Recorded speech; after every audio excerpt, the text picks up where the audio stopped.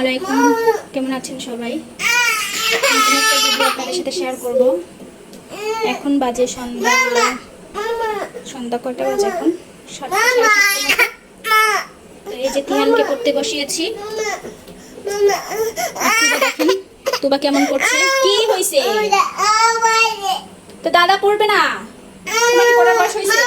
আচ্ছা বসো, এখানে বসো।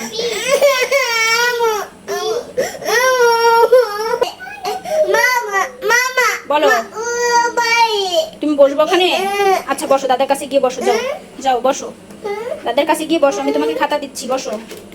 হ্যাঁ লেখো, তাড়াতাড়ি লেখো। আমার তুবার যন্ত্রণা আর ভালো লাগছে না, কারণ তুবা খুব ডিস্টার্ব করে ওর দাদাকে। আচ্ছা না, তুমি এটা নাও, এটা নাও, এটা নাও, এটা নাও। আসো এখানে, আসো এখানে, আসো এখানে, আসো এখানে, আসো। তুমি এটা নাও, তুমি এটা নাও। আয় ছেলে,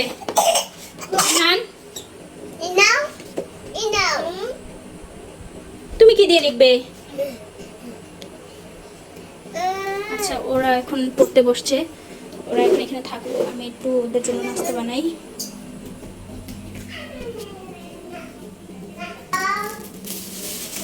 এই যে দুই হালি কোয়েল পাখি ডিম নিয়ে এসেছিলাম, তো সিদ্ধ করে দেওয়া হয়নি, এখন এটা সিদ্ধ দিব ওদের জন্য।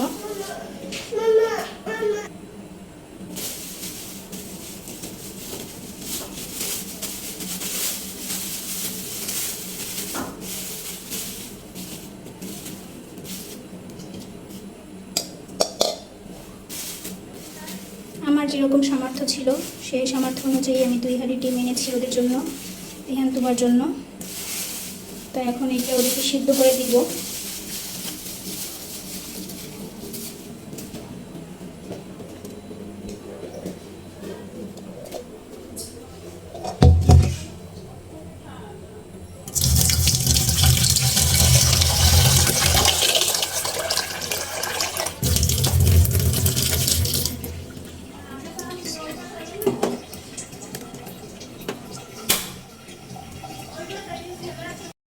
এখানে এটা সিদ্ধ হোক।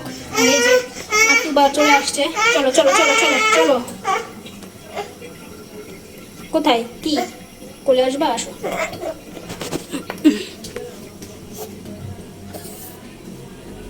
তুবা খুবই জ্বালাতন করে, ও তোর দাদাকে একদম পড়তে দিতে চায় না। তিহান তুমি কি করতেছো?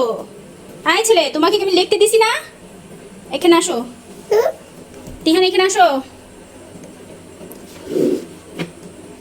তুবা তুমি সরো, তুমি কিন্তু একদম ডিস্টার্ব করবা না। আমি এখন দাদাকে একটু লেখাবো, দাদাকে লেখাবো। তুমি কিন্তু ডিস্টার্ব করো না, ঠিক আছে? আচ্ছা তুমি বসো, এখানে বসো।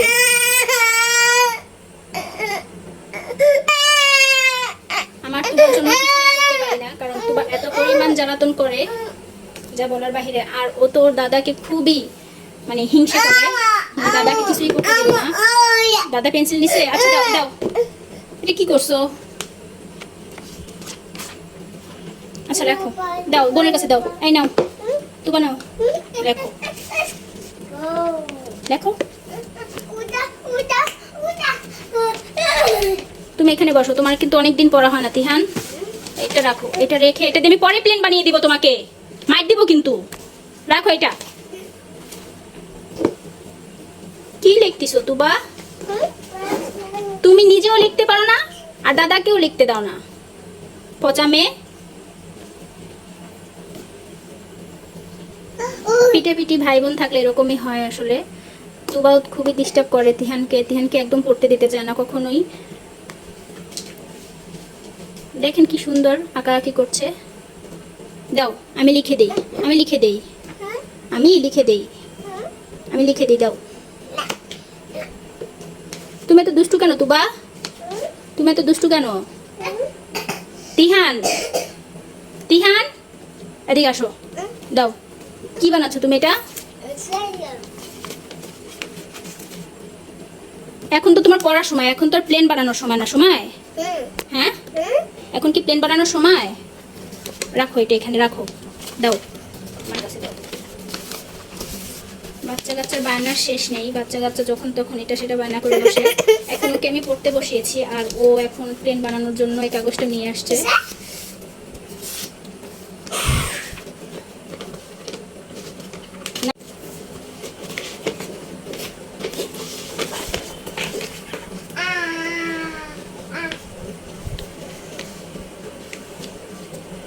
বাচ্চা কাচ্চা এত পরিমাণে দুষ্টুমি করে, মাঝে মধ্যে খুব রাগ হয় আর খুব পরিমাণ মায়েরও খায় ও তিহান, কারণ তিহান বেশি দুষ্টু হয়ে গেছে অনেক। তিহান আগের থেকে অনেক বেশি দুষ্টু হয়ে গেছে, এখন একদম কথা শোনে না। আগে যেটা বলতাম সেটাই করতো, সেটাই শুনতো, এখন খুব দুষ্টু হয়েছে। আর তুবার কথা কি বলবো, তুবার তো কিছুই বলা নেই, তুবা তো পাকনা বুড়ি একটা। আর দাদার যেটা লাগবে তারও সেটাই লাগবে, সে সবসময় দাদার পিছনেই পড়ে থাকে। এই নাও তোমার প্লেন রেডি, কিন্তু এই প্লেনটা দিয়ে এখন খেলা যাবে না, ঠিক আছে? এই প্লেনটা দিয়ে এখন খেলা যাবে না।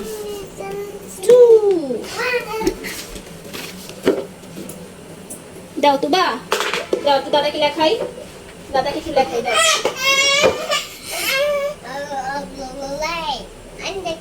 তুমি প্লেন নিবে?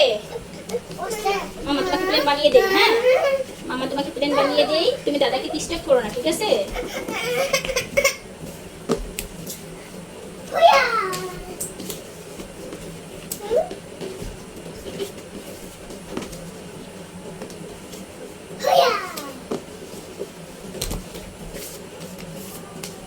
দেখা হয়েছে, এটা দেখা তারা যা হয় হোক, বাচ্চা কাচ্চা একটু শান্ত করতে পারলি পাচ্ছি।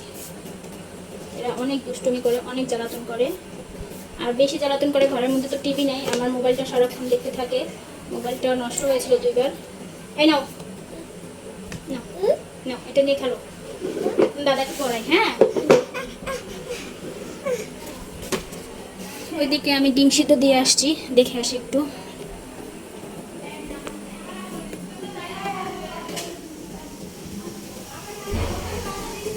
হয়ে গিয়েছে, এখানে থাক, কিছুক্ষণ পরে এসে এটাকে ছিলে নেব, একটু ঠান্ডা হোক।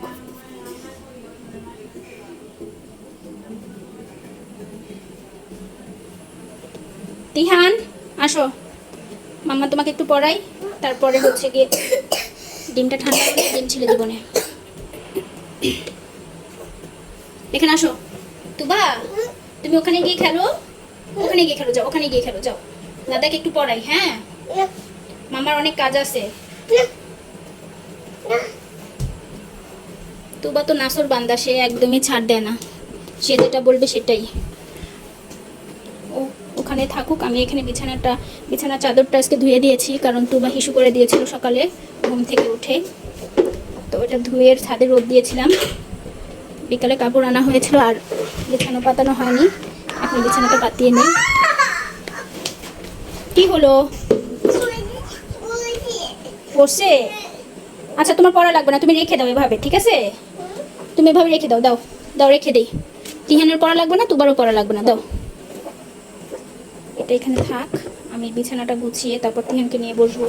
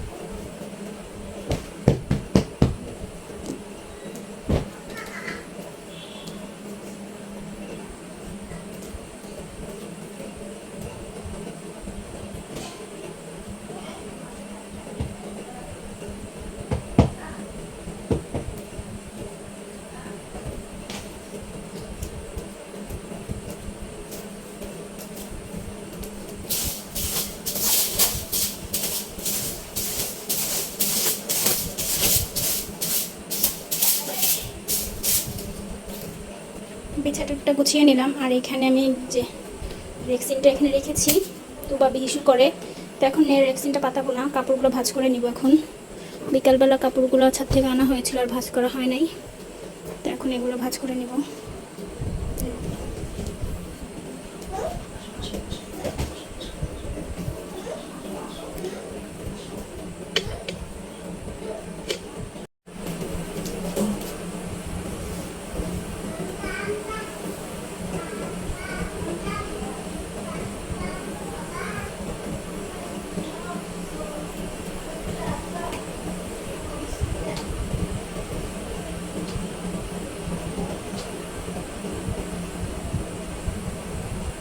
আমি প্রতিদিন সন্ধ্যার পরেই কাপড় ভাঁজ করি, কারণ বাচ্চাদের নিয়ে সময় করতে পারি না।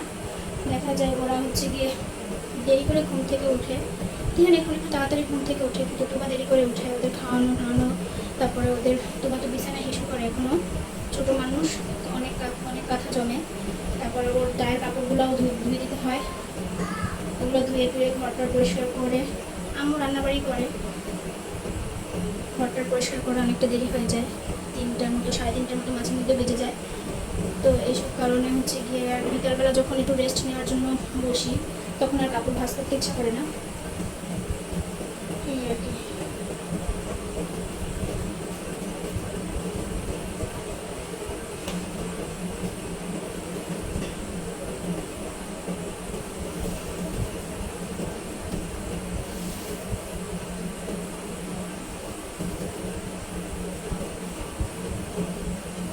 ওরা সারাক্ষণ ঘরের ভিতরে দৌড়াদৌড়ি দুষ্টুমি করতেই থাকে, সারাক্ষণ দুষ্টুমি করতেই থাকে, ওদের একটা সেকেন্ডের জন্য বিশ্রাম থাকে না, বিশ্রামে ওরা থাকে না একদমই, একদিক দিয়ে গুছায় আর একদিক নষ্ট করে ফেলে এরকম। আর দিয়ে দুবার তো সারা ঘর শুধু হিসু করে বেড়ায়, ওর জন্য নামাজ পড়তে খুব কষ্ট হয়। দেখা যায় যে ঘর মুছে গেছি, এর মধ্যে আবার আরেক জায়গায় হিসু করে দিছে, তখন আবার মুছতে হয়।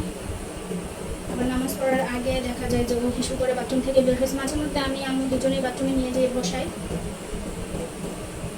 তো দেখা যায় যে ওকে তো আর পানি দিয়ে বারবার ধোয়া যায় না, এমনিতেই ঠান্ডা লেগে যায় ওর, তো ওই হিসু অবস্থাতেই ও আবার হচ্ছে গিয়ে পাটা পরিষ্কার করে দিই, কিন্তু একটু হিসু লেগে থাকলে সেই অবস্থাতে এসে নামাজের মধ্যে পিঠের উপরে উঠে, একদম খুব খারাপ অবস্থা হয়। ছোট মানুষ, কিছুই করা থাকে না, আস্তে আস্তে বড়ভাবে সব ঠিক হয়ে যাবে।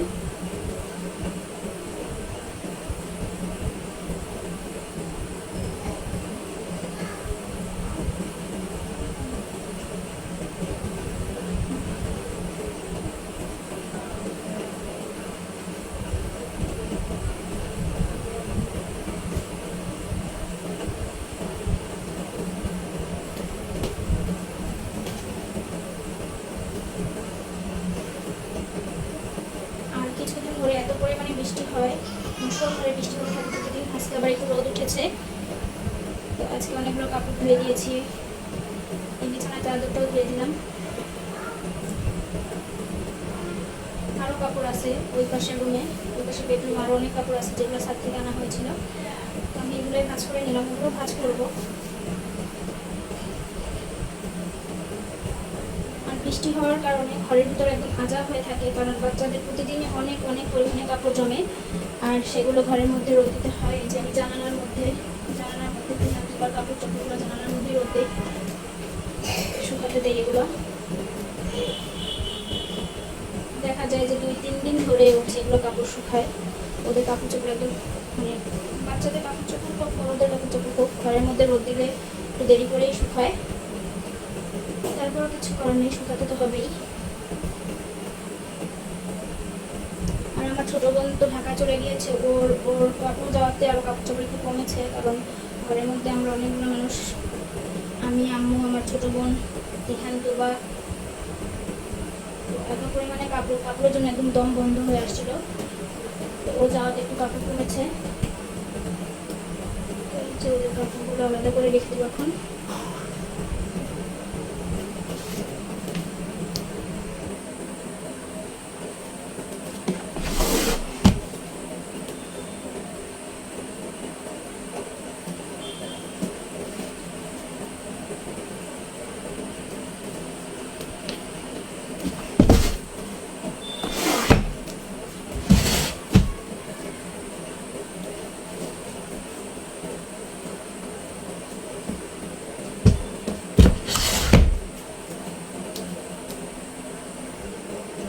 কাপড়গুলো ভাঁজ করে রেখে দিলাম। এখন রেক্সিনটা ভাঁজ করবো। আর রেক্সিনটা ভাঁজ করা খুব কষ্ট লাগে, কিন্তু অনেক বড় আর শক্ত হয়ে থাকে, ভাঁজ করা যায় না একদম।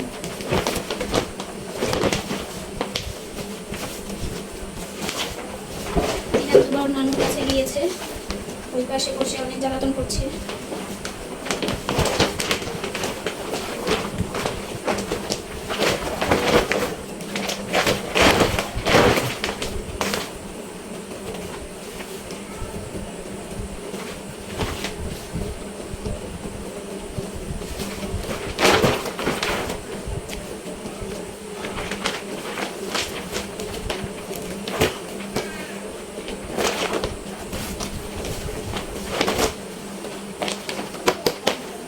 এটা যখন আবার তুবা ঘুমাবে, ঘুমানোর সময় এটা আবার তুবাকে বিছিয়ে দিব। সারা রাত ওর সারা রাতের মধ্যে 2-3 বার কিছু করে, তো এর জন্য আর কি এটা এখানেই থাক। যখন ও ঘুমাবে তখন ওকে বিছিয়ে দেব। তো এই যে আমার বিছানা টিছানা গোছানো শেষ। আর এই যে দেখেন আমরা ঘরের মধ্যে রশিটা নিয়েছি, এই যে রশিটা নিয়েছি, এই যে রশিটা নিয়েছি, সারা ঘর আমরা রশিটা নিয়েছি।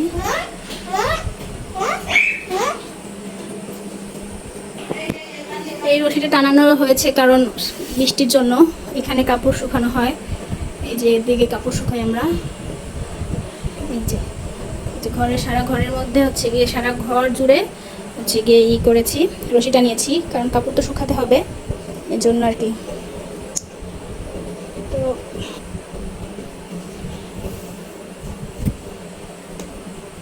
তিহানের গামছা শুকিয়ে গিয়েছে,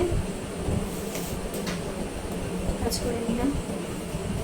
কাপড় চোপড় একটু ভাঁজ করা থাকলে ঘরটা একটু পাতলা লাগে, ভালো লাগে দেখতেও, নিজের কাছেও শান্তি লাগে, মনটাও শান্তি লাগে। তো দেখে আসি ওরা ওখানে কি করছে। এই যে তুবা হাঁটতেছে আর খাচ্ছে। তুবা তুবা আয়, তুবা আমাকে একটু দাও তো, দাও না। সে খুব পণ্ডিত, সে হচ্ছে গিয়ে খাওয়ার সময় কাউকে চিনে না। দাও আমাকে একটু, দাও দাও না একটু। আমার ছোট বোন যখন ছিল ও হচ্ছে গিয়ে খাবার চাইতো ওর কাছে, কিন্তু ও একদমই দিত না, ও হচ্ছে অন্যদিকে ফিরে থাকতো। তুবা যেমন তুবা তেমন আমার বোন। এই দিবা আমাকে একটু, যাও, তোমার সাথে কোনো কথা নাই, যাও পসা।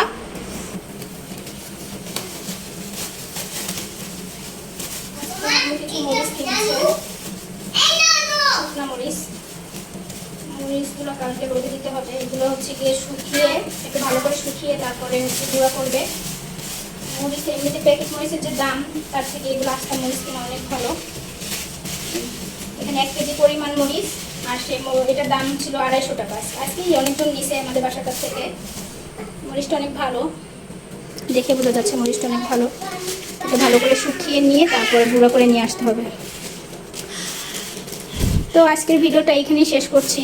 ভালো লাগলে আমার ভিডিওতে লাইক দিয়ে আমাকে সামনে এগিয়ে দিতে সাহায্য করবেন, আর আমার চ্যানেলটা সাবস্ক্রাইব করে আমার সাথেই থাকবেন। সবাই ভালো থাকবেন, সুস্থ থাকবেন। আল্লাহ হাফেজ।